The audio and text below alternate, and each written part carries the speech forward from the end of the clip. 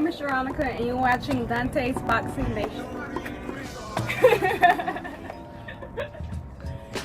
How did that one do? That was very good. Do just maybe one or two more, okay?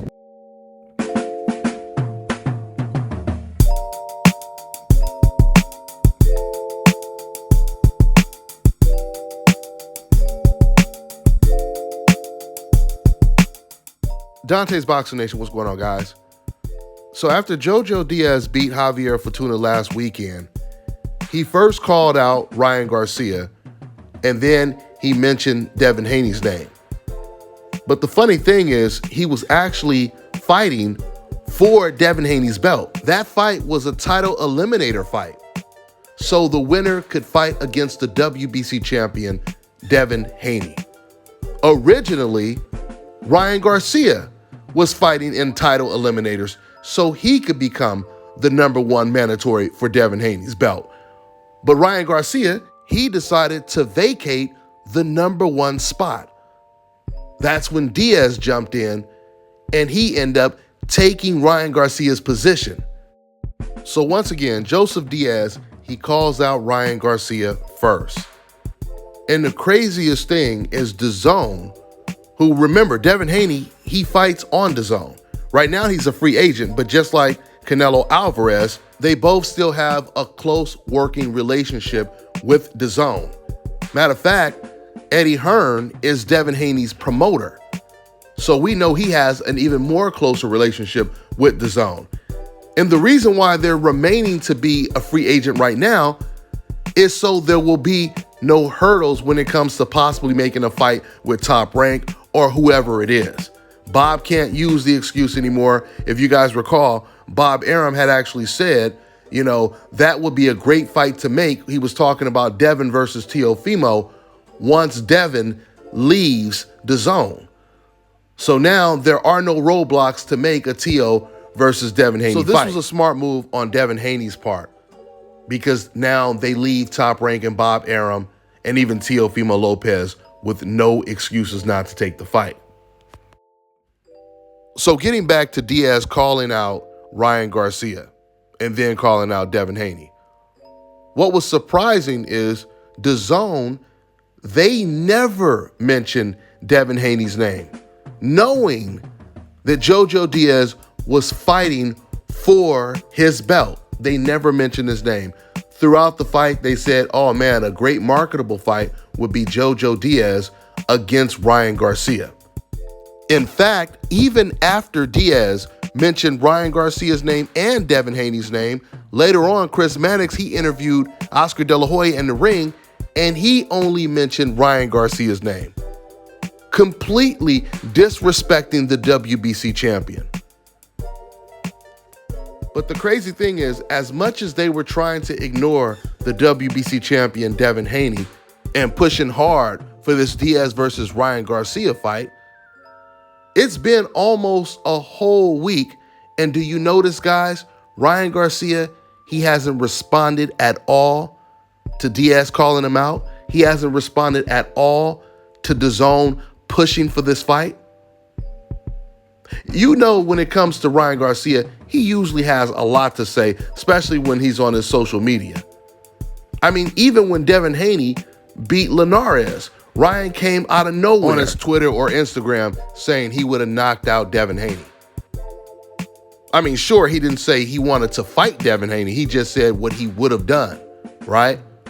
But when it comes to Jojo Diaz calling him out, he hasn't responded at all. It makes you wonder why. I don't know what Ryan Garcia is planning next, but he better be planning on something big or doing something big, because his reputation took a major hit when it comes to the many times Ryan Garcia has said that he wanted to fight Tank Davis next. He wants to fight Manny Pacquiao, or he's going to fight these guys next, to all of a sudden pulling out of a Fortuna fight claiming that he just had some type of anxiety attack. So the fact that Ryan Garcia, he hasn't responded at all to Jojo Diaz, it's a slight indication that he's not interested in the fight. And if he's not interested in the fight, that puts more pressure on Jojo Diaz to go after the champion that Jojo is the mandatory to fight. You know, a lot of fans, of course, Mexican fans, they will defend Canelo when it comes to him fighting against these Eastern European fighters and white fighters. They'll say, well, he wants to be undisputed. He's doing it because he wants to be undisputed. He's not going to fight Charlo. He's not going to fight Andre right now because he wants to be undisputed. First of all, Canelo Alvarez also wanted to be undisputed at 160. That's at least until Andre became the champion there and Jamal Charlo became his mandatory, right? But let's just go back to fans once again defending Canelo's stance, saying that he wants to be undisputed at 168. That's why he's fighting these guys. Why did he fight Rocky Fielding? Oh, because he wanted to win a belt there, right? Because it's all about winning belts at the end of the day. You want to be undisputed to say you won all of the belts, right? Now, I just reported the other day that the WBC champion Devin Haney, he's calling out his mandatory, Jojo Diaz. He's trying to corner Jojo Diaz into taking the fight. Jojo Diaz so far has taken the bait, and he's agreed on Twitter to fighting Devin Haney in November, right? Now, when you read the comments on my video, the majority of people in the comment section don't even believe that Jojo will even take the fight because they believe that he will lose. These are the majority of the comments. He's going to lose. Even the people that believe it's going to happen, they're like, oh man, he's going to get destroyed. And then you have a big percentage of fans that are saying, the belts mean nothing. The belts mean nothing. He should fight Ryan. That's a bigger fight. Belts are so convoluted today, et cetera, et cetera. Do you guys see how they contradict themselves? Whenever a champion is black, that's when the belts mean nothing.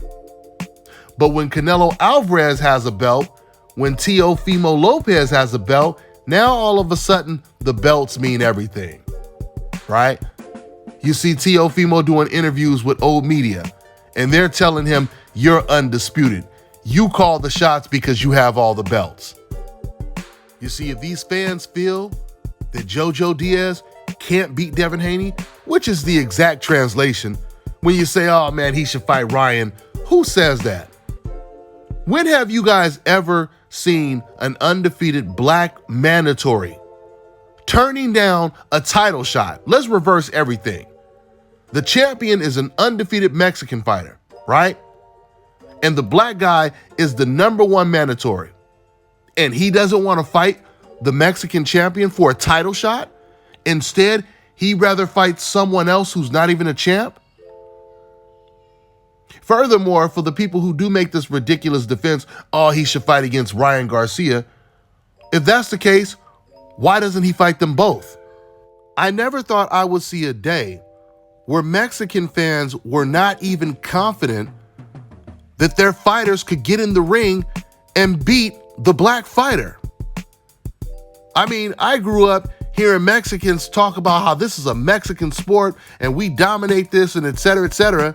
And now we have fans that don't even have confidence that their own fighter can win.